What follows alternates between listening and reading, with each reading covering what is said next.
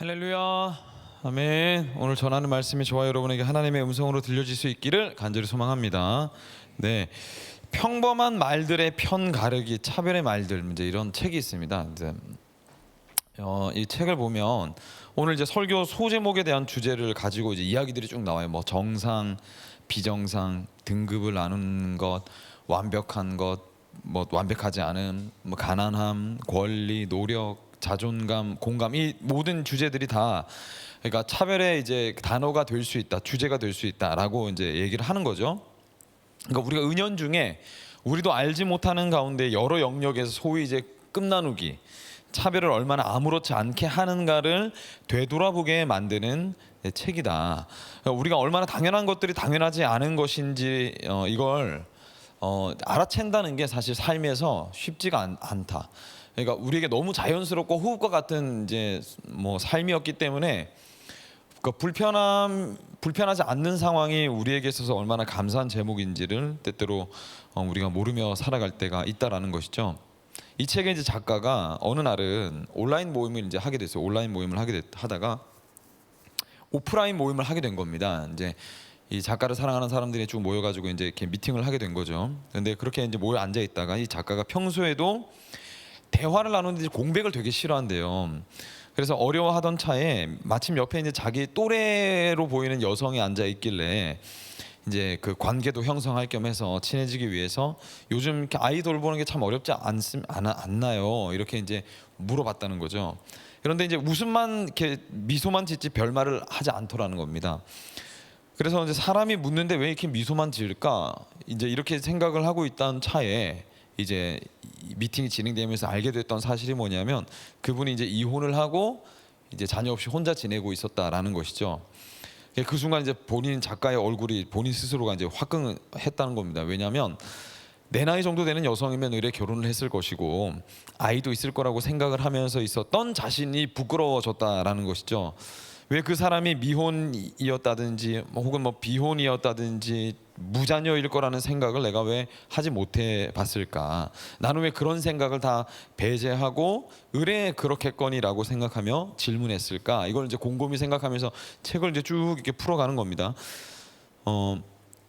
그러면서 이제 작가가 이제 내린 결론이 뭐냐면 우리는 우리도 모르는 사이에 사회에 통용되는 정상이라는 것이 있고 그리고 이 사회가 얘기하는 정상이 아닌 사람들은 다 비정상으로 분류되더라라는 것이죠. 고정되어진 관념이라는 것이 있다라는 겁니다. 되게 많은 사람들은 그러니까 사회에서 얘기하는 그 정상이라는 틀을 맞추기 위해서 이렇게 달려간다라는 것이죠.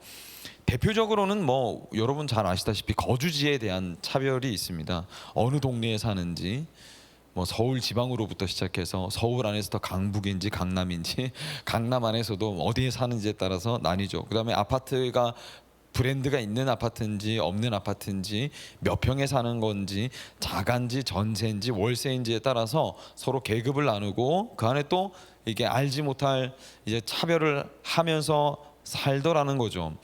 제가 저번에 한국인들에게서 제일 잘 먹히는 마케팅 용어가 하나 있다고 제가 말씀드렸죠.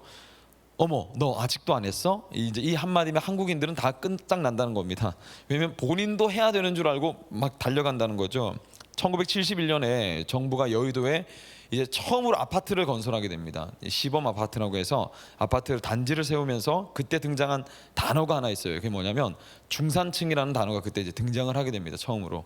중산층이라는 단어에 이제 내가 속하려면 한 가구에 1주택이 자가를 소유해야 중산층에 들어간다라는 이제 개념이 그때 들어오기 시작했던 겁니다.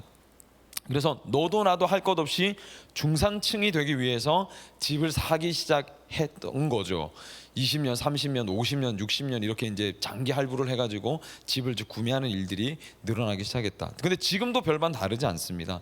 영끌 해가지고 집을 해서 부동산 갭 차이를 이용해서 이제 이렇게 점프해서 이제 뭐 퀀텀 점프라고 하던가요. 그래서 이제 그 부의 계단, 사다리 계단을 올라가는 거죠. 지금은 이제 영끌로 이제 주식 투자를 한다고 합니다. 빛을 보기 위해 빚을 지게 되는 이제 이런 비극적인 상황들이 일어나고 있는 거죠. 나도 남들이 하는 만큼 갖추고 수준을 맞춰야만 나는 정상이라는 이제 이 어떤 그 배지를 받을 수 있다. 그렇죠? 이런 이제 불안을 지울 수가 없는 겁니다. 이 시대가. 이것이 일종의 이제 뭐 여러 가지 용어로 얘기를 해요. 뭐 필터 버블이다, 뭐 내 집단 편향이다, 뭐 이렇게 불려진다는 거죠. 거품 하나 안에 있는 세상이 전부인 것처럼 사는 사람들.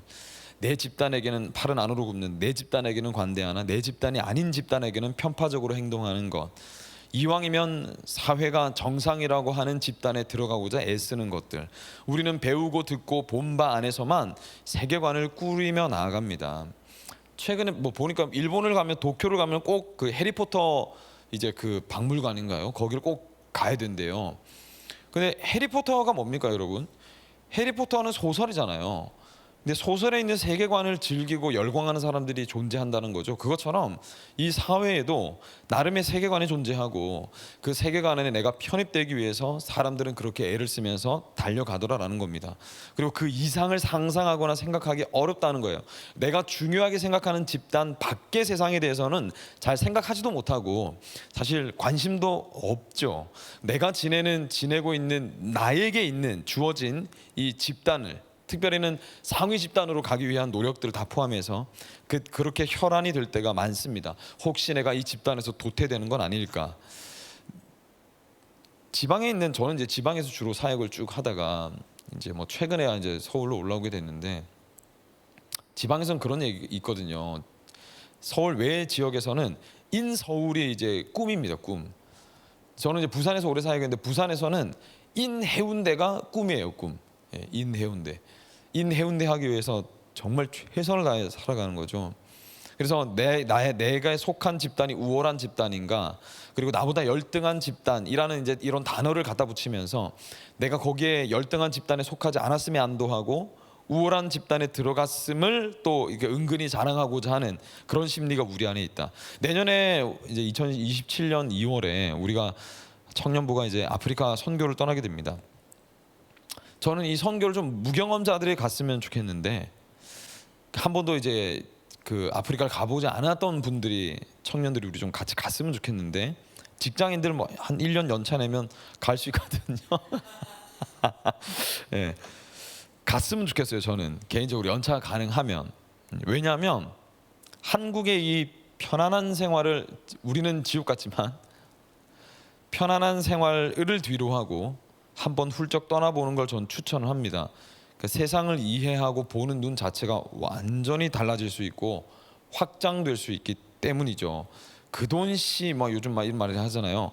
한국에서 그 돈 250만 원이거든요. 회비가 250만 원 쓰려면 뭘로 쓰겠어요? 가치 있는데 당연히 쓰시겠죠, 여러분들이라면. 그런데 250만 원을 또 다른 의미로 굉장히 인생을 바꿀 수 있는, 전환할 수 있는 가치 있는 곳에 한번 써보자는 겁니다. 여러분, 세계 여행을 한 번만 다녀와도 그 산티아고 순례길 한번 가보셨어요? 저는 여러분 청년의 무릎 건강할 때 한번 갔다 오기를 전 추천을 하는데, 저도 아직 안 가봤는데 저도 이게 그 버킷리스트에 있거든요. 산티아고 순례길을 한번 꼭 가보았으면 좋겠어요. 여러분들이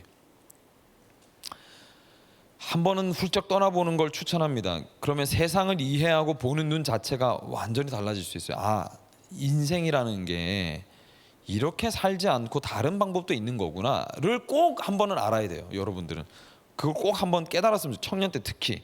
예. 내가 생각하고 정해둔 틀만이 인생의 정답이 아니구나.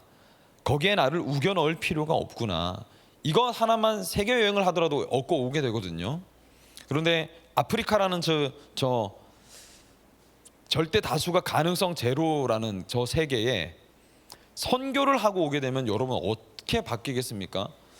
먼저는 엄청난 성취와 보람이 찾아오는 건 당연하고 인생에 아주 의미 있는 의미를 발견하게 됩니다. 이건 제가 너무 분명하고요. 한편으로는 숙연해지기도 하는 등 많은 생각을 해보게 됩니다. 나에게 주어지고 누려지는 세상이 얼마나 말도 안 되게 큰 가능성 가운데 있는 것인지도 알게 되고, 이게 아마 여러 가지 생각이 드실 거예요. 오늘 야고보서는 그런 측면에서 우리가 만들어 놓고 쌓아놓은 이 잔잔한 호수에, 쌓아놓은 이 성벽에 이제 돌을 던지며 파장을 일으키는 그런 말씀입니다. 그리스도인들이여, 당신의 삶이 정말 그래도 되겠는가? 이걸 묻는 말씀이죠.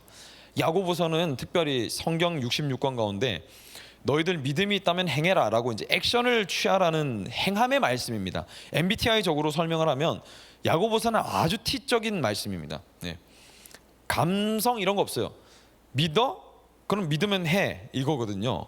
그러니까 구원, 믿음으로 구원을 받은 당신 정말 그 믿음이 있는지 한번 검증해 보라. 공감? 아니 공감은 실행이다. 실행이 곧 공감이다. 그 영혼이 불쌍한가? 그러면 그 영혼을 위해서 너의 인생을 흘려보내라 이렇게 얘기를 해요. 너가 정말로 하나님을 믿는가? 구원 얻은 하나님의 자녀라면 너의 인생을, 이웃을 사랑하는 곳에 너의 인생의 시간을 너는 반드시 흘려보낼 거다. 그렇지 않는다면 너는 믿음이 없는 자다. 구원 받았는지 받지 않은지를 다시 한 번 더 점검해봐라. 야고보서는 이렇게 계속 도전한다라는 것이죠.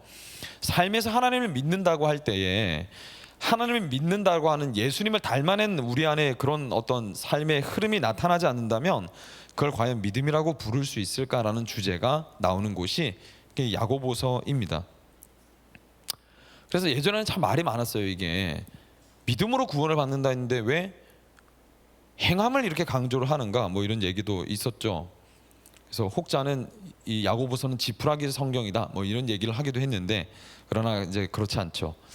믿음이 있으면 반드시 열매를 맺게 되는데 우리가 정말로 그 열매 맺는 신앙을 가지고 있는지를 점검해 보게 만드는 것이 야고보서다. 그래서 야고보서는 단순히 말씀 보고 기도한다라는 데서 신앙을 이렇게 퉁치도록 만들지 않습니다.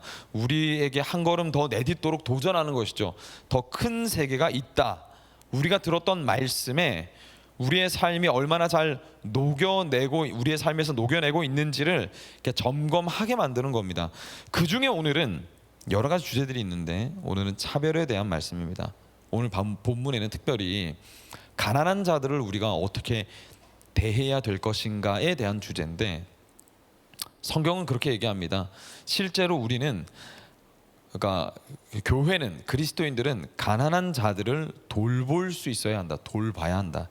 저번 주에 이제 추수감사주일 우리가 설교 여러분 기억하십니까? 마지막 대목에서 설교 아주 좀 길긴 했는데, 우리가 정말 복음을 잘 이해한 사람이라면 우리는 우리의 삶의 방식을 바꿔야 될 수준까지도 우리는 헌금을 할 수 있게 되어진다. 제가 이렇게 말씀을 드렸잖아요. 또 오늘도 동일합니다. 우리가 정말로 복음을 잘 이해한 사람이라면 우리는 가난한 사람들, 삶에 이제 연약한 사람들에게 주님이 나에게 주신 것을 나눌 수 있게 된다, 라는 거죠. 내가 가진 게 내 것이 아니지 않습니까? 주님이 우리에게 베풀어 주신 것이지. 제가 늘 말씀드리지만 신앙은 여러분, 이 마인드 세팅이 가장 핵심적이고 본질적인 겁니다. 행동으로 옮긴다고 해서 다 옳은 게 아니고, 그죠? 행동을 일어나게 만드는 내 마음이 어떤가, 이게 언제나 중심이거든요. 그래서 오늘은 야고보서 말씀을 중심으로 몇 가지를 이야기해 보고자 합니다. 첫 번째는 비전 마을은 우리는 정의와 자비의 공동체가 되어야 한다. 두 번째로는 약자를 향해서 우리가 어떻게 마인드 세팅을 할 것인가. 그리고 셋째로는 주께서 행하신 대로 우리가 한번 행해보자. 이렇게 하면서 오늘 결론을 마무리하게 될 건데, 먼저 비전 마을은 우리는 정의와 자비의 공동체임을 여러분 기억하셔야 합니다. 1절로 7절 말씀을 쭉 보면요, 사람을 차별해서 대하지 말라라는 이제 이야기들이 쭉 나옵니다. 한번 읽어볼까요? 7절까지. 저와 여러분 한 절씩 교독합시다. 내 형제들아, 영광의 주 곧 우리 주 예수 그리스도에 대한 믿음을 너희가 가졌으니 사람을 차별하여 대하지 말라.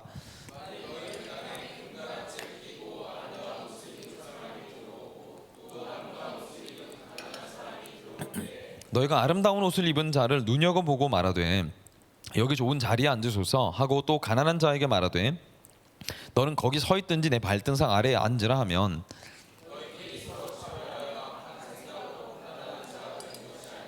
내 사랑하는 형제들아 들을지어다.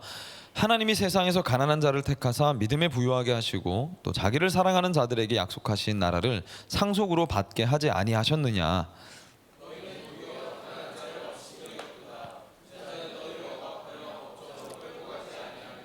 그들은 너희에게 대하여 일컫는 바 그 아름다운 이름을 비방하지 아니하느냐. 이렇게 얘기합니다. 야고보 교회에 이 차별에 대한 문제가 있었던 걸로 보이죠, 그렇죠?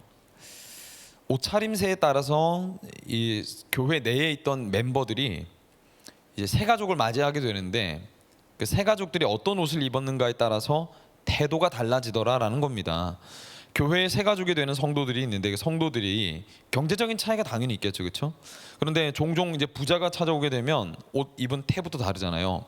눈여겨 보고 있다가 이 사람들을 이제 가장 높은 자리로 안내를 해서 앉히더라라는 겁니다. 3절에 보니까 너희가 아름다운 옷을 입은 자를 눈여겨 보고 말하되 이렇게 얘기합니다. 눈여겨 봤다 이거는 호의를 가지다, 존경하다 이런 이제 원어적 의미를 가지고 있습니다. 그러니까 차림새를 보고 존경하는 마음이 들어 그 사람을 높은 자리로 안내하더라라는 거죠. 그래서 이제 그렇게 이제 대우를 하다가 갑자기 남루한 옷을 입은, 이 옷이 이제 별로 이렇게 비싸지도 않은 이제 하여튼 그 때가 많이 묻은 옷을 입고 오는 사람이 들어오면 이제 태도 온도차가 이제 확 달라지기 시작하는 겁니다. 그 사람은 오든지 말든지 상관없다. 너 왔어? 네가 뭔데? 그냥 알아서 앉아라. 이렇게 이제 안대를 하더라는 거죠. 특별히 발등상 아래에 앉혔다라는 건 그 고대 근동에서는요, 사실 발 쪽으로 관계된 쪽으로는 되게 부정적이고 더러운 의미를 가지고 있습니다. 그래서 심지어 여러분 노예들에게도 그 신발을 신기거나 벗기거나 하는 일은 안 시켰거든요. 근데 발등상에 앉힌다는 건 이거는 굉장히 좀 그 모욕스러운 이제 제스처를 취한다라는 겁니다. 그런데 여러분 이게 지금 어디서 일어나고 있는 일이기 때문에 지금 우리가 충격을 받는 겁니까? 이게 지금 교회에서 일어나고 있는 일이었다라는 거죠. 그러니까 그때나 지금이나 여러분 사람 사는 세상엔 다 그렇고 그런 일들이 일어나는 거예요. 한마디로 여러분 부의 여부에 따라서 돈을 많이 가졌는지 가지지 않았는지에 따라서 정상과 비정상을 구분해 버리는 겁니다. 그것도 교회 리더십들이. 4절에 차별하고 판단하지 말라라고 얘기를 하는 거죠. 근데 말씀은 언제나 여러분 마음의 중심에서 제가 시작된다고 했잖아요. 판단과 차별이 왜 그리스도인에게서도 일어나는 걸까요, 여러분? 그러니까 우리가 교회 다니는 사람들에게서도 왜 이런 세상하고 똑같은 이런 차별들이 일어나는가? 세상에서 차별은 어쩌면 당연한 겁니다. 거기는 그래요. 거긴 그런 세상이니까 그렇게 얘기할 수 있죠. 예, 그게 당연한 세상. 근데 판단과 차별이 왜 그리스도인에게도 일어나는 걸까? 야고보는 이걸 꼬집고 싶은 겁니다. 그러니까 만약에 너희들이 예수를 따르는 제자요 그리스도인들이라면 이런 태도와 행동에 대해서 다시 한 번 더 재고해 봐야 되지 않겠냐. 그런데 왜 이런 행동을 하는가 그리스도인들이? 너희들이 하나님에 대해서 두 마음을 품고 있기 때문이다 이렇게 얘기를 하는 거예요. 이 말의 결국은 그러니까 우리 안에서 여러분 사람을 내 이렇게 눈에 보이는 거에 따라서 이렇게 저렇게 차별해서 대우한다는 건 여러분 우리가 때때로 하나님에 대해서도 두 마음을 품고 대하고 있기 때문에 두 가지의 행동을 나타내는 것이다 이렇게 할 수 있다는 거예요. 그러니까 일관되게 하나님을 보지 않는다는 겁니다. 하나님을 볼 때도 두 마음이 존재하기 때문에 사람들을 대할 때도 두 가지 태도가 나타나게 된다는 거예요. 우리가 하는 행동은 우리가 하나님을 보고 있는 데서 출발하는 겁니다. 내가 누군가를 차별해서 대한다면 우리가 하나님을 대하는 태도도 일관되지 못하다는 거예요. 하나님을 차별해서 대한다는 겁니다. 하나님이 나에게 내가 원하는 대로 해주면 하나님이지만 내가 원하는 대로 해주지 않으시면 하나님이 아닌 마음으로 살아가는 것. 헌금 액수도 때때로 달라지고 기분에 따라서 기도의 횟수도 달라지고 시간도 달라지고 모든 것이 때때마다 신앙의 행동과 태도와 이런 것들이 계속 고저가 있으면서 계속 달라진다면 그건 같은 마음이 아니죠. 그리고 그건 그런 마음에서 반드시 신앙의 행함도 그와 맞게 드러나게 된다라는 겁니다. 근데 여러분 되게 아이러니한 게 뭔지 아십니까? 복음을 경험하는 사람들은 되게 그러니까 우리가 예수 그리스도인이 이제 그리스도를 믿는 사람들은 그 절대 다수로 결핍 가운데 있는 사람들이 예수 그리스도를 만나는 확률이 아주 높습니다. 그건 역사적으로 그래요. 늘 그랬어요. 그런데 그 결핍을 경험한 사람들이 자신의 결핍을 통해서 누군가를 공감하는데 그걸 사용하는 것이 아니라 도리어 그걸 통해서 차별을 만들어내고 있었다라는 것이죠. 5절 말씀에 보니까 이렇게 말씀합니다. 내 사랑하는 형제들아 들을지어다. 하나님이 세상에서 가난한 자를 택하사 믿음에 부유하게 하시고 또 자기를 사랑하는 자들에게 약속하신 나라를 상속으로 받게 하지 아니하셨느냐. 이건 그대로 받으면 됩니다. 가난한 사람들이 하나님을 더 잘 믿습니다. 초대교회에서 믿음을 가진 사람들의 거의 대부분은 실제로 경제적인 어려움이 있는 가난한 사람들이 대부분이었습니다. 그러니까 물리적으로 결핍이 있는 사람들이 복음을 훨씬 더 절대적으로 받아들이기가 쉬워요. 반대로 부유하고 사회적 지위를 점한 사람들이 상대적으로 복음을 받아들이기 어렵습니다. 예. 이건 기정사실입니다. 그래서 이런 말이 있어요. 부자는 가난한 사람들을 돌보지만 가난한 사람은 예수님을 돌본다. 이런 얘기가 있죠. 결핍을 경험한 사람들은 상대적으로 모든 것이 채워져 있는 사람보다 복음을 훨씬 더 잘 이해할 수 있습니다. 그래서 믿음에 부유하기가 쉬워요. 자신이 죄인이라는 것, 자기에게 결핍이 있다는 것, 이것을 다른 걸로 채울 수 없다는 것, 뭔가 절대적인 무엇이 필요한 존재라는 사실을 가난한 사람들은 기본적으로 알고 있습니다. 그걸 가지고 있어요. 그래서 복음을 전했을 때 이걸 훨씬 더 빨리 흡수하고 받아들이게 된다는 것이죠. 그래서 가난해집시다라고 말하고자 하는 것이 아니라 저와 여러분들이 다 하나씩 가지고 있는 어딘가 결핍되어진 그 결핍을 잘 활용하자라는 겁니다. 활용하자. 가난하다고 무조건 하나님을 잘 믿는 건 아니거든요, 사실. 그럴 확률이 아주 높긴 하지만 더 비판적일 수 있고 회의적이고 냉소적으로 갈 수도 있어요. 고난을 당한다고 다 하나님 잘 믿는 게 아닙니다. 고난 가운데서 하나님을 붙드는 사람이 은혜를 경험하고 나아가는 것이고, 고난 가운데 도리어 하나님을 더 멀리 떠나게 되는 경우도 있거든요. 반대로 부자라고 무조건 하나님을 못 믿는 건 아닙니다. 마음 안에 채워지지 않는 공허함을 주님께로 잘 이끌고 와서 더 깊이 하나님 만나는 경우도 있습니다. 그럼 여러분은 어떠십니까? 여러분은 예수 그리스도의 복음을 잘 받아들인 사람입니까? 여러분의 삶에는 예수 그리스도의 복음을 받아들인 사람으로서 어떤 영향력을 끼치고 계시는지 모르겠어요. 저는 이제 제가 사역을 한 20년 했잖아요. 교회 내에 이제 사역을 하면서 여러 교회 가운데 종종 이런 모습들을 봅니다. 이런 행태를 보게 되는데 임의로 정해놓은 블랙리스트와 골든리스트들이 하더라고요. 우대해야 할 사람과 천대해야 할 사람들이 나눠지는 경우를 보고는 합니다. 좀 이렇게 어디 회사 사장님이 이렇게 온다 그러면 뭔가 하여튼 달라져요. 뭔가 희한하게 달라져. 그런 경우가 있어요. 예. 뭔가 하여튼 달라져. 희한해요, 그게. 그래서 꼭 그걸 어필을 하려고 하는 거죠. 그리고 은근히 드러내 놓지는 않아도 사람을 이렇게 갈라가지고 은근히 나누면서 은근히 가까이 하는 사람과 멀리 하는 사람을 구분짓는 경우가 종종 있습니다. 나보다 조금 더 좋은 학교에 간 사람이 하는 말은 귀 기울여 듣지만 내가 무시해도 된다고 생각하는 사람의 말은 별로 듣지 않는 청년들도 종종 제가 봤고요. 친구이긴 친구인데 다 같은 친구도 아니더라고요. 거기 안에서도 무의식적인 계급이 존재하는 것을 하는 것이 보입니다. 어떤 자매는 형제에게는 몹시 또 다정한데 자매들에게는 되게 또 매몰찬 자매도 제가 봤었어요. 이건 가두리 양식을 하겠다는 뭐 이런 거 아닙니까? 요거 아주 그냥 요거 어떻게 해야 됩니까? 요거를 우리 형제들도 마찬가지죠, 그죠? 어떤 때는 일종의 좀 그룹을 만드는 걸 봅니다. 나를 철저히 좀 떠받들도록 하는 분위기를 만드는 걸 봐요. 그래서 나를 잘 떠받들어 주는 청년들은 내가 특별 관리를 하는데, 나를 이렇게 좀 떠받들어 주지 않고 일반적인 청년으로 대하는 청년은 내 그룹에서 배제시키면서 은근히 무시하는 그런 그룹들도 있습니다. 이게 텃세를 부리는 거죠, 그렇죠? 우리 공동체에서 나 이 정도 되는 사람이야. 근데 네가 나를 몰라봐? 너 이거 안 되겠네. 좀 이렇게 버릇 좀 고쳐줘야 되겠구만.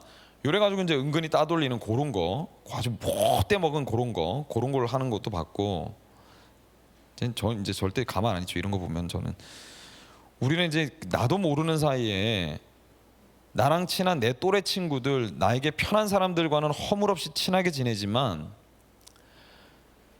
잘 생각해 보세요, 여러분. 안부도 묻고 밥도 같이 먹고 몰려를 다녀요. 그 외에는 근데 전혀 아무런 관심도 없고 우리가 눈길도 주지 않고 새 가족이 왔는데 새 가족이 누군지도 모르고 이름도 모르고 신경도 한번 쓰지 않을 때도 있다면 우리는 환대를 잃어버린 나그네인 겁니다. 우리는 나그네잖아요. 이 땅에 잠시 있다가 갈 사람들인데 그 찾아오는 나그네들을 환대하지 않는 나그네인 거죠. 영적으로도 그렇습니다. 자기보다 뛰어난 것 같으면 인정을 하지만 그렇지 않으면 별스럽지 않게 대하는 것도 있어요. 우리 안에 예언기도 한다, 치유의 은사가 있다, 하나님의 음성을 듣는다. 그럼 이거 다 하나님이 주신 건데 마치 그 사람이 위대하고 대단한 것 마냥 이렇게 대우할 때가 있죠. 때로는 우리에게는 그런 일이 없기를 바라지만 직분에 따라서 나누기도 합니다. 뭐 장로님 아들 딸들, 목사님 아들 딸들, 뭐 중직자의 자녀다, 이런 건 의식하는 것도 참 저건 안타깝다고 생각을 하는데 이걸 자기가 그걸 알고 이용을 한다? 망한 거지 뭐. 그럼 망한 거죠. 그러면 뭐 그렇지 않습니까? 저는 이런 거에 따라서 잘해줄 생각도 없고 그거 없다고 소홀히 대할 생각도 없어요. 다 하나님 자녀고 다 제가 맡아야 돼, 목양해야 될 사람들이지. 장로님, 권사님 아들이다 딸이다, 그게 뭐가 중요합니까? 제가 담당하는 한 우리 청년부는 그런 논리는 꿈도 꾸지 못할 겁니다. 제가 여기 목회를 하는 동안은 우리 청년부에는 이건 아주 꿈도 꾸지 못할 거예요. 왜냐하면 여기는 주님이 주인 되신 곳이고 복음이 흥왕해야지 인간들의 논리와 가치관이 흥왕해야 될 곳이 아니라는 거죠. 제가 앞서 말씀드린 모두는 이웃을 소홀히 여기고 가볍게 여기는 태도입니다. 근데 아마도 여러분들 우리가 이 중에 하나는 다 우리 안에 있는 연약함들이 우리 안에 있습니다. 사실 여러분 이걸 하지 말라는 말씀을 듣고 잘 들어보세요. 여러분, 그래, 목사님 말씀하셨으니까 마음이 좀 찔리네, 그래 이거 하면 안 되겠다 라면서 이제 마음이 한번 찔리고 넘어갈 문제는 아닙니다. 여러분, 찔리지도 않으면 더 문제지만 찔리고 넘어간다고 해결되는 것도 아니에요. 그럼 여러분, 왜 우리 안에 이런 태도들이 의식하지 않으면 너무나도 자연스럽게 올라오는 걸까? 이 모든 행태들은 복음을 이해하지 못하는 데서 나오는 태도들입니다. 우리는 어느샌가 영적 중산층이 되어버린 거예요. 1가구 1주택 가지게 됐는데 실제로는 다 잃어버린 상태가 되어져 버렸다는 겁니다. 야고보서에서 말씀하는 차별과 구분이 없는 그 복음적 공동체가 우리가 정말로 되려면, 하나님 나라가 이 땅 이 교회에 이루어지려면 복음에 대한 우리 이해가 달라져요. 자기 이해가 바뀌어져야 됩니다. 거기서부터 자비와 정의가 시작되거든요. 그러니까 내가 예수 그리스도의 복음이 뭔지를 분명하게 알고 이 복음이 내 마음, 내 삶을 완전히 뒤바꿀 수 있을 정도의 복음적 자기 이해가 없으면 우리는 자비와 정의의 공동체가 될 수 없다는 거죠. 그래서 우리 안에는 여러분 약자를 향한, 이웃을 향한 마인드 세팅이 필요합니다. 우리가 여러분 예수님이 우리에게 행하신 일들이 왜 우리에게 기쁜 소식이, 왜 복음입니까? 이게 복음이 기쁜 소식이잖아요. 예수님이 십자가 지시고 죽었다가 사흘 만에 땡 하면서 살아난 이 사실이 왜 우리한테 기쁜 소식입니까? 이게 왜 이것이 우리한테 매력적으로 들리는 것이고 왜 여기에 우리의 실제로 수많은 사람들의 인생이 여기서 바뀌었습니다. 다 바뀌어요. 다 전환되고 뒤바뀝니다. 왜 이 복음이 우리가 매료될까? 왜 심지어 나의 삶의 이 주권을 예수 그리스도에게 넘겨드리게 될까? 거기에 도대체 무슨 내용이 있길래 그러는 걸까요? 복음은 이렇게 얘기합니다. 우리가 약자를, 이웃을 나를 사랑하듯 내가 사랑할 수 있는 이유는, 이웃을 내 몸과 같이 사랑할 수 있는 이유는 내가 바로 그 약자였기 때문이다라고 복음은 얘기하기 때문에 그렇습니다.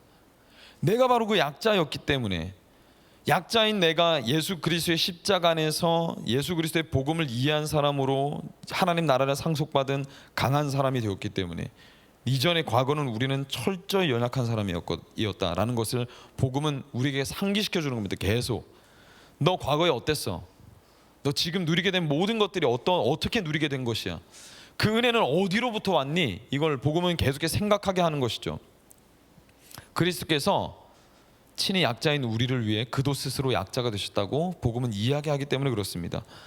여기서 여러분 우리는 예수 그리스도의 그 아름다움을 발견하는 거예요. 그 아름다움에 매료되는 겁니다. 신이라고 불렸던 존재가, 그 강력함을 자랑할 수 있고 위엄을 드러낼 수 있었던 존재가 한없이 겸손함으로 따뜻함으로 인생에 가장 연약하고 보잘것없는 이 땅으로 내려오게 됐다. 그리고 그 존재들과, 가장 연약한 존재들과 같은 존재가 됐다. 그렇죠? 그리고 그들의 가장 연약함을 그 생명을 다하여 지고 목숨을 던졌다. 여기에 매료되지 못할 이유가 없죠. 이건 세상에서 볼 수 없는 거니까. 복음은 거기서 더 나아가는 겁니다. 복음의 여러분 기쁜 소식은요, 예수가 우리를 위해 죽었다는 이 사실은 우리를 그냥 뭐 F 감성으로 충만하게 만들려고 진짜 너무 감동스럽구나 이렇게 하는 데서 그치게 만들지 않습니다. 그리스도께서는 실제로 우리가 감당할 수 없는 것들을 다 감당하셨잖아요. 그렇죠? 우리가 어쩔 수 없어 하던 그 결핍 가운데로 들어오셨습니다. 우리의 여러분 절망 가운데로 들어오신 겁니다. 그 고귀하신 분이 우리의 가장 어두움을 실제로 다 떠안으셨고 그것을 완전히 해결하셨다라는 거예요. 우리가 스스로 죄로 인해 비참해하며 정죄감에 시달리지 않아도 되도록 예수 그리스도께서 모두 당신의 십자가로 가져가셨다. 주께서 버림받으셨다. 그래서 우리는 버림받지 않을 수 있게 됐다. 누구에게든 가장 아름다운 사람으로 기억될 수 있게 되었다. 보세요 여러분, 여러분들께 저를 어떻게 보실지 모르겠지만 제가 만약에 복음을 아예 모르는, 예수를 믿지 않는 일반 40대의 세속적인 남자였다고 한번 생각해 보십시오. 제가 사람들에게 관심이 있었을까요? 제가 청년들이 여러분들에게 제가 관심이 있는 사람으로 살 수 있었을까요? 제가 여러분의 영혼에 관심을 기울이고 때로 순진하고 순수하게 여러분의 삶의 문제에 귀를 기울이는 사람으로 제가 살았을까요? 저는 장담하건대 저는 그런 사람으로 살 사람이 아닙니다. 그럴 제목이 못 돼요.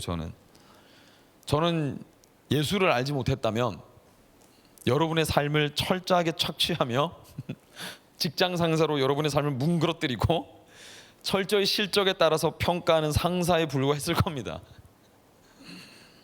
저는 그런 사람입니다. 그런 사람이었죠.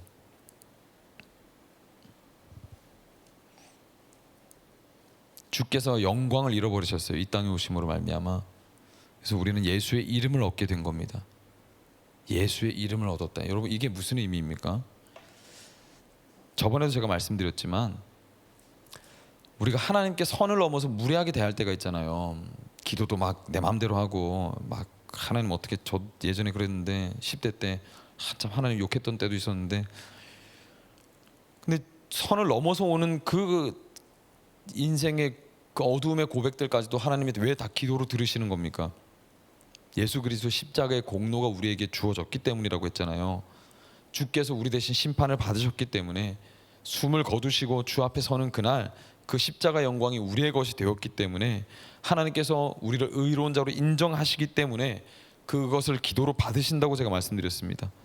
그리스도께서 우리의 역겨움을 다 가져가심으로 우리는 나이스한 사람이 될 수 있었고 되어갈 수 있게 되었다는 거예요.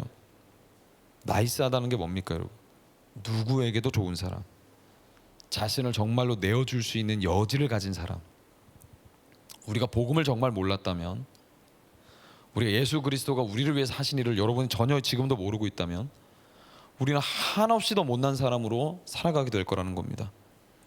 복음이 한없이 우리를 아름다운 사람으로 빚어갈 수 있다는 거예요. 세상에서 여러분 우리를 볼 때 이렇게 막 조금 경건하고 거룩한 사람 같고 그러지 않은 사람 같고 이게 구분이 잘 안 되잖아요. 예수 믿는 사람과 믿지 않는 사람 다 똑같이 교회 다니는 사람으로 보지만 내부에 들어오면 다르죠. 완전히 복음을 이해하고 받아들인 사람과 그렇지 못한 사람이 똑같이 교회 다니고 있는데 여기서 이제 분위기가 달라지는 거죠. 예수 그리스도의 복음을 정말로 자기의 것으로 삼은 사람은 자기 삶을 내어주게 되거든요. 근데 그렇지 않은 사람은 여전히 자기의 삶만 생각하니까, 근데 세상 사람들은 이거 볼 때 야, 저 사람은 뭐 교회 다닌다고 하는데 왜 저 모양이야? 우리는 알죠. 복음을 아직 전혀 이해하지 못한 사람이기 때문에 그렇다. 여러분 그 정말로 예수님 잘 믿고 따라가는 사람을 본 적 있으십니까? 여러분 인생에 한 번이라도 정말 진짜 예수 잘 믿고 살아가는 사람들 저는 봤어요. 저희 어머니, 저는 행운하죠. 저희 어머니는 예수의 사람입니다. 정말 그 눈빛과 삶의 태도에서 나타나는 그 뭐 아우라라고 하잖아요. 그 아우라가 달라요. 그냥 아예 일반 사람들하고는 다릅니다. 달라. 그 언어에서 나오는 뉘앙스나 톤이나 이런 것들이 그 세상에서는 볼 수가 없는 것이 나와요. 여러분 그런 사람들을 여러분 평생에 꼭 한번 만날 수 있길 바라고, 없다면 여러분이 그런 사람 되기를 축복합니다. 정말 물질과 권력과 세상이 줄 수 없는, 풍겨낼 수 없는 걸 가진 사람, 하나님과 함께하는 사람에게서 풍겨나오는 그 설명할 수 없는 아름다움이라는 것이 있어요. 저는 여러분들이 그런 사람이 되기를 간절히 원하는데, 여러분 그런 형제가 되고 그런 자매가 될 수만 있다면 누가 여러분을 데려가고 싶지 않겠습니까? 그렇잖아요? 그걸 이용하면 안 되겠지만, 그렇게 아름다움이 풍겨나오는 사람을 가만히 놔두겠습니까? 여러분 외모가 그걸 만들어낼 수가 없어요. 이게 만들어낼 수가 없단 말입니다. 지갑에서 나오는 현금이 그걸 만들어낼 수가 없어요. 사회적 지위가 그걸 풍겨내게 할 수 없단 말입니다. 받아들여질 수 없던 내가 진실로 주님께 받아들여진 신부가 됐다. 영원한 사랑을 영원히 원하는 만큼 그리스도라는 신랑에게서 공급받는 형제요 자매가 된 그리스도인은 그 복음의 의미를 정말로 알게 되어지면 값싼 인생의 반응으로 세상을 살 수 없게 된단 말입니다. 복음의 값어치를 흘려보낼 수 있는 누군가의 친절한 이웃으로, 스파이더맨과 같이 그렇게 살 수 있게 되는 거죠. 그들의 연약함이 보이기 시작하고요, 이전에는 판단하고 정죄하던 것들이 기도 제목이 되기 시작하는 겁니다. 마냥 미워 보이기만 했던 것들이 불쌍한 긍휼의 시선으로 보여지기 시작하고요, 그 사람의 결핍이 보이기 시작하는 겁니다. 내 삶에만 바쁘고 남들에겐 전혀 관심 없던 이 눈에 이제 이웃의 사정이 보이기 시작하는 거예요. 점점 이웃의 사정들이. 왜? 그만큼 내 안에 예수 그리스도 사랑으로 가득 채워지게 됐으니까. 여러분 예수 그리스도의 복음이 여러분 안에 정말로 충만히 묵상되어지고 감탄이 터져나오고 예수 그리스도가 아름답게 여러분에게 보여지기를 정말로 간절히 축복합니다. 아멘. 그걸 모르면 인생에 아무것도 모르고 살게 되는 겁니다. 정말 여러분 교회에 오셨는데 예수 그리스도가 나에게 어떤 분이신지에 대한, 이야 진짜 주님이 그런 분이셨구나, 이런 감탄이 한 번도 해본 적이 없으시다면 여러분 교회를 헛다니고 있는 거예요. 지금 아직도 여전히. 이걸 반드시 여러분 삶에 한 번은 경험하셔야 돼요. 맛보셔야 돼요. 이 추억이 있으셔야 됩니다. 이게 없으면 그냥 이게 생각 없이 앉아있으면 안 돼. 주님 그 감탄을 제가 누리길 원합니다라고 여러분 기도하셔야 돼요. 이걸 못 보고 교회 다니면 이건 너무 인생을 낭비하는 겁니다. 꼭 볼 수 있기를 축복을 하는데, 마지막으로 그래서 여러분 이제 주께서 행하신 대로 우리가 한번 행해봐야 되는데, 14절 17절 말씀 우리 한번 다 같이 읽어봅시다. 이제 요 금방 끝납니다. 10분 안에 끝나기를 기대합니다. 다 같이 읽어봅시다. 시작.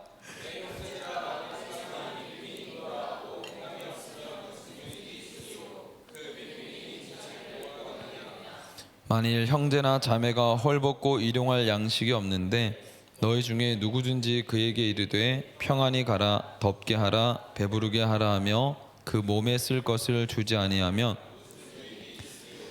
이와 같이 행함이 없는 믿음은 그 자체가 죽은 것이라.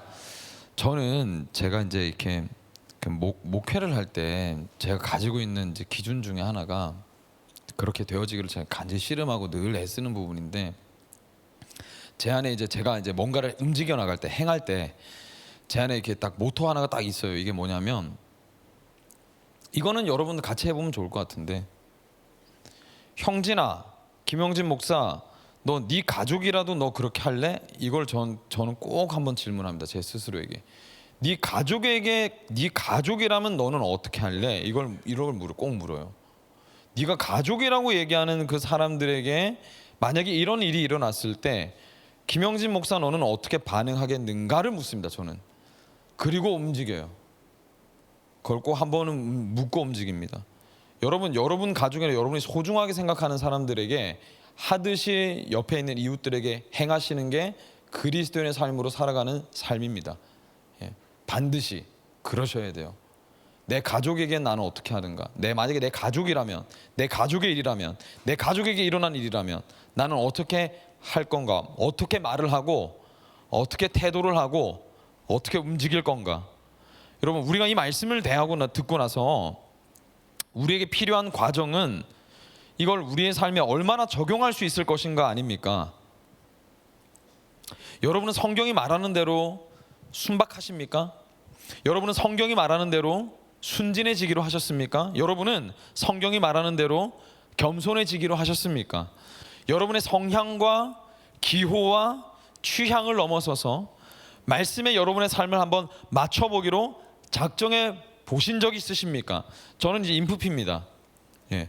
저는 이제 혼자 있을 때 에너지를 얻고요. 사람 만나는 낯을 많이 가려요. 예, 낯을 많이 가리는데, 그래서 뭐 여러분 눈치채시는지 모르겠지만 전 설교할 때 눈을 잘 못 마주칩니다. 사람들 눈을 잘 못 마주치는데 이것도 제가 고쳐야 될 좀 습관이긴 해요. 그러나 지금은 마주치고 있죠. 다 마주치고 아주 이제 애를 쓰고 있는 겁니다, 제가. 예. 그러나 주님이 원하시면 저는 인프피를 버릴 생각이 있습니다. 얼마든지 주님이 저를 부르시면 저에게 인프피는 중요하지 않아요. 주님의 말씀이 저에게 중요하지. 저도 취향이 있는 거 아닙니까? 이게 다 이제 취향의 종합이잖아요, 이게. 그죠? 저에게도 취향이 있는데 주님이 원하시면 저는 취향을 버릴 생각이 있습니다. 얼마든지. 저에게도 기호가 있습니다. 그러나 주님이 저에게 원하신다면 저는 기호를 버릴 생각이 있습니다. 여러분은 어떠십니까? 여러분의 MBTI를 하나님께서 버리고자 내려놓고자 하시면 여러분 내려놓으실 생각 있으십니까? 여러분의 취향이 있는 줄로 압니다. 근데 주님께서 여러분의 취향을 내려놓으라고 말씀하시면 여러분 그 취향을 내려놓으실 의향이 있으십니까? 여러분의 기호가 있는 줄로 압니다. 근데 여러분의 기호를 주님께서 내려놓으라 말씀하시면 여러분은 얼마든지 내려놓으실 생각이 있으십니까? 여러분이 어울리고 싶은 집단이 있으실 겁니다. 그러나 주님께서 그 집단 말고 저기로 가라 말씀하실 때에 여러분은 기꺼이 거기로 가실 생각이 있으시냐는 거예요. 여러분, 복음의 아름다움을 다시 예수 그리스도를 찾아내기로 작정하셨다면 다시 자비와 정의를 행하기로 결단하시는 겁니다. 성경이 말하는 가치를 실행해 보는 거예요. 성경이 말하는 가치를 움직여 보는 겁니다. 나는 이런 상황이니까 할 수 없어. 이러니까 나는 못해. 그런 상황이기 때문에 할 수 있는 일이 있다는 거예요. 그렇기 때문에 할 수 있는 일이 있어요. 정말로 남들이 볼 때 이거는 도저히 할 수 있는 상황이 아닌데도 불구하고 주님이 그곳으로 보낸 데는 분명한 목적이 제가 있다고 했잖아요. 그것도 선하신 목적이. 그 상황 가운데서 여러분 하나님께서 여러분을 통해서 하실 일이 분명히 반드시 저는 있다고 믿습니다. 앙담팟 인생 이야기라는 일본 영화가 있습니다. 제가 영상 하나 올렸잖아요. 보셨습니까? 안 보셔도 괜찮은데 2015년도에 개봉한 영화인데 물론 픽션이죠. 픽션 가운데 뭐 실화가 또 들어있긴 합니다. 그 여러분 중에 인프피가 있으시다면 이 영화는 꼭 보세요. 예. 눈물 좔좔 할 겁니다. 아주 감동을 폭포수같이 누리게 될 건데 희수야 꼭 봐라. 네.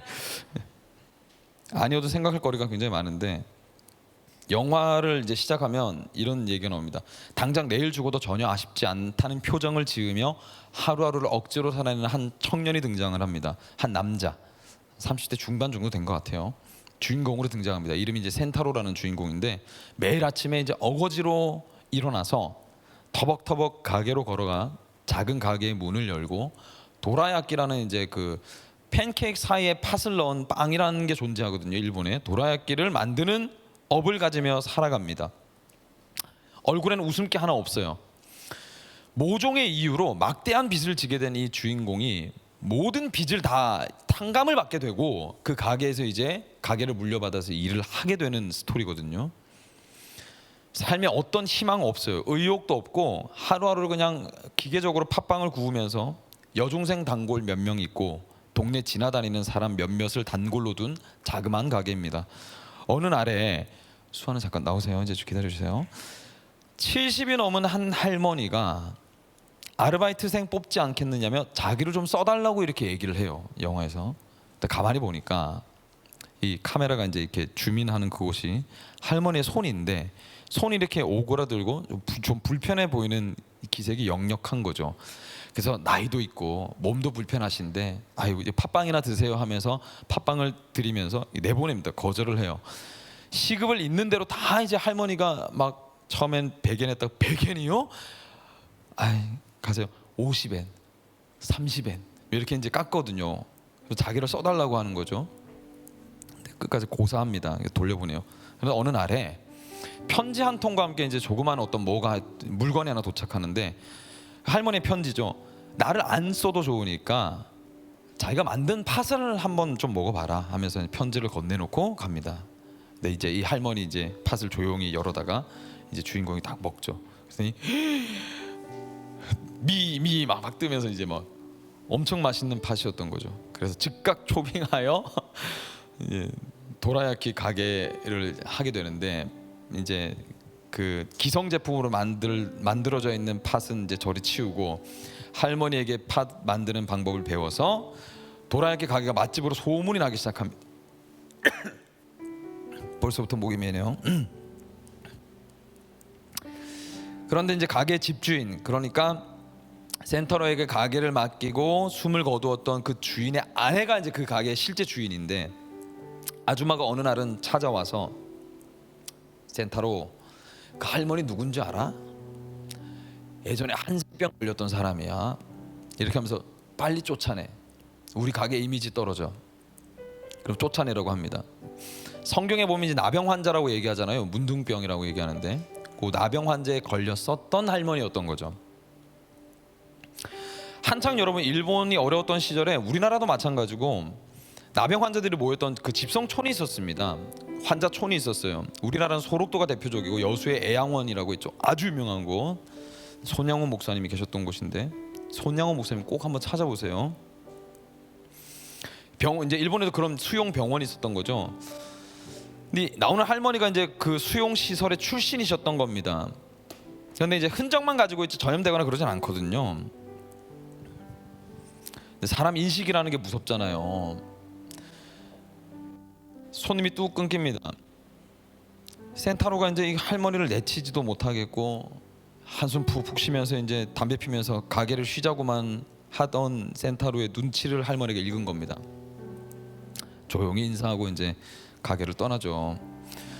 지키지 못했다는 사실 때문에 너무 미안하고 이제 어려워하던 차에 할머니의 편지 한 통이 도착합니다. 가게는 괜찮은지, 당신이 기운 없을까봐 내가 걱정이 된다.